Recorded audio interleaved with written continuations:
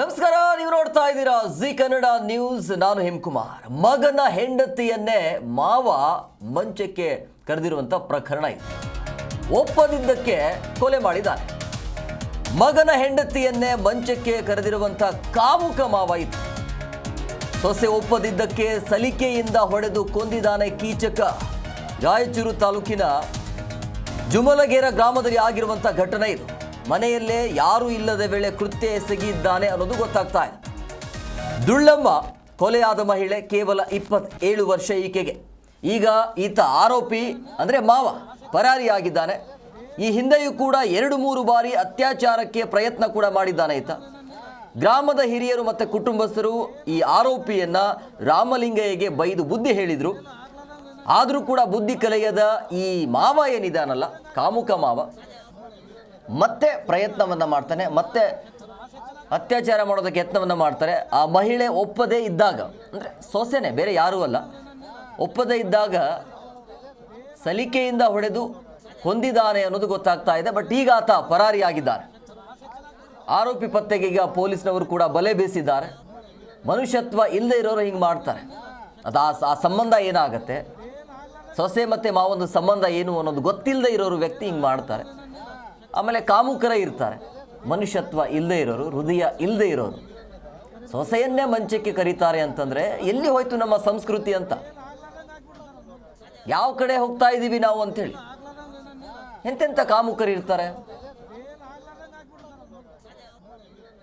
ಆ ಮಹಿಳೆ ಅಂದರೆ ಸೊಸೆ ಒಪ್ಪದೇ ಇದ್ದಾಗ ಸಲಿಕೆಯಿಂದ ಹೊಡೆದು ಕೊಂದಿದ್ದಾನೆ ಈತ. ಈ ಹಿಂದೆಯೂ ಕೂಡ 2-3 ಬಾರಿ ಅತ್ಯಾಚಾರಕ್ಕೆ ಪ್ರಯತ್ನ ಏನು ಮಾಡಿದ್ನಂತೆ. ಆವಾಗ ಎಲ್ಲ ಹಿರಿಯರು ಸೇರಿಕೊಂಡು ಈ ಮಾವನಿಗೆ, ಈ ಕಾಮುಕನಿಗೆ ಬುದ್ಧಿ ಹೇಳಿದ್ರಂತೆ. ಆದರೂ ಕೂಡ ಈತ ಬುದ್ಧಿ ಕಲಿಲಿಲ್ಲ. ಈ ಹಿಂದೆಯೂ ಕೂಡ ಬುದ್ಧಿ ಹೇಳಿದ್ರು ಕೂಡ ಬುದ್ಧಿ ಕಲಿಯದ ಮಾವ ಅತ್ಯಾಚಾರ ಮಾಡಿ ಕೊಲೆ ಮಾಡಿದ್ದಾನೆ ಅನ್ನುವಂಥ ಆರೋಪ ಈತನ ಮೇಲೆ ಈಗ.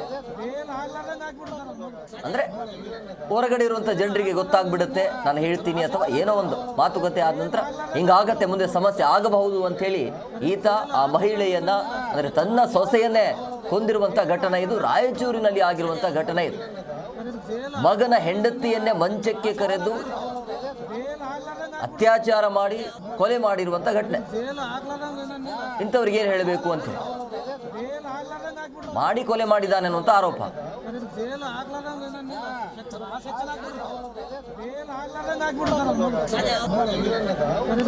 ನೋಡಿ, ಅಲ್ಲಿರುವಂಥ ಗ್ರಾಮದ ಹಿರಿಯರು ಮತ್ತು ಕುಟುಂಬಸ್ಥರು ಈ ಹಿಂದೆಯೂ ಕೂಡ ಈತನ ಬುದ್ಧಿ ಗೊತ್ತಿರುತ್ತೆ. ಆವಾಗ ಅಲ್ಲಿರುವಂಥ ಗ್ರಾಮಸ್ಥರು ಮತ್ತು ಹಿರಿಯರು ಕೂತ್ಕೊಂಡು ಏನೋ ಮಾತುಕತೆ ಮಾಡಿಸ್ತಾರೆ ಪಂಚಾಯಿತಿಯಲ್ಲಿ.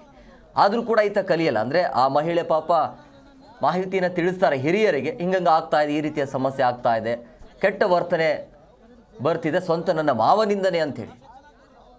ಬಂದಾಗ ಹಿರಿಯರು ಕೂತ್ಕೊಂಡು ಮಾತುಕತೆ ಮತ್ತೆ ಬಗೆಹರಿಸ್ತಾರೆ.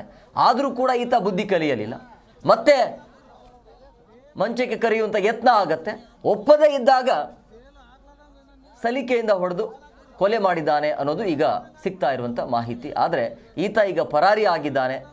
ಈತನ ಹುಡುಕಾಟ ನಿರಂತರವಾಗಿ ನಡೀತಾ ಇದೆ. ಸೊ ಈ ಒಂದು ಸ್ಟೋರಿಯನ್ನು ನೋಡೋದಕ್ಕೆ ಅಥವಾ ಓದೋದಕ್ಕೆ ನಮಗೂ ಕೂಡ ಬೇಸರ ಆಗುತ್ತೆ. ನಾವೆಂಥ ಸಮಾಜದಲ್ಲಿ ಬದುಕ್ತಾ ಇದ್ದೀವಿ, ನಮ್ಮ ಸಂಸ್ಕೃತಿ ಎಂಥದ್ದು ಅಂತ. ಹಿಂಗಾದಾಗ ಏನು ಹೇಳಬೇಕು ಅಂತೇಳಿ ಇಂಥವ್ರಿಗೆ ಸರಿಯಾದ ಶಿಕ್ಷೆ ಆಗಬೇಕು ಇಂಥ ಕಾಮುಕರಿಗೆ. ವಯಸ್ಸಿದ್ರೂ ಕೂಡ, ವಯಸ್ಸಾಗಿದ್ರೂ ಕೂಡ ಈ ರೀತಿಯಾಗಿ ಮಾಡ್ತಾರೆ ಅಂತಂದ್ರೆ ಏನು ಹೇಳೋದು ಅಂತ.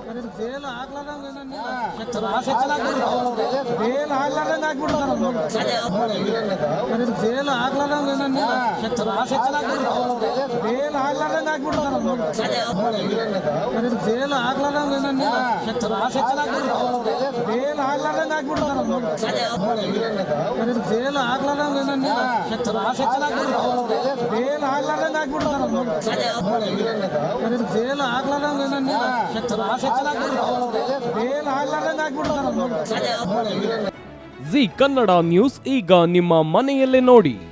ಎಲ್ಲ ಕೇಬಲ್ಗಳಲ್ಲಿ ಈಗ ಲಭ್ಯ.